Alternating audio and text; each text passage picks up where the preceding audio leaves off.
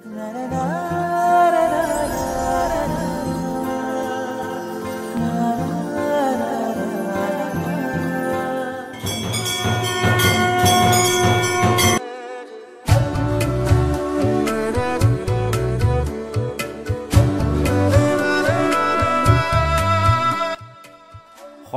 আগমনে আমাৰ সকলোৰে মন উৎফুল্লিত কৰি তোলে। পদূলিৰ শেৱালি জোপায়ো যেন দলিচা পাৰি শেৱালিৰ সুবাসেৰে আমাৰ চৌপাশ আমোলমোলাই থাকে।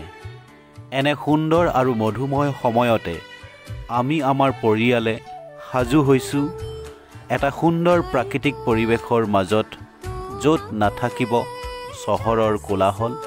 এনে এক সুন্দৰ পৰিৱেশত নানান খাদ্য সম্ভাৰ আৰু সুস্বাদু ব্যঞ্জনৰ সৈতে আপোনালোকক আপ্যায়ন কৰাৰ মানসেৰে এটি সপোনৰ শুভাৰম্ভণি হ'ল বন ৰিজৰ্ট। ইয়াত সকলো ধৰণৰ সুবিধা উপলব্ধ থাকিব।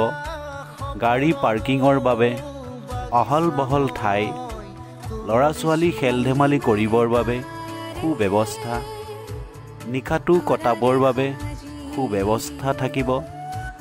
পৰিয়ালৰ সৈতে আহি অলপ সময় অতিবাহিত কৰিবৰ বাবে এখন উদ্যান সজোৱা হৈছে। ইয়াৰ উপৰিও বিবাহ ভৱন আৰু কনফাৰেন্স হল আদি সকলোবোৰ সুবিধা লৈ নগাঁৱৰ বাইপাছৰ নিচেই কাষতে আপোনালোকলৈ বুলি আগবঢ়ালোঁ বন ৰিজৰ্ট। সেয়ে আপোনালোকৰ পৰা অকণমান মৰম আৰু আশীৰ্বাদ বিচাৰিছোঁ। এবাৰ পৰিয়ালৰ সৈতে আহিবচোন।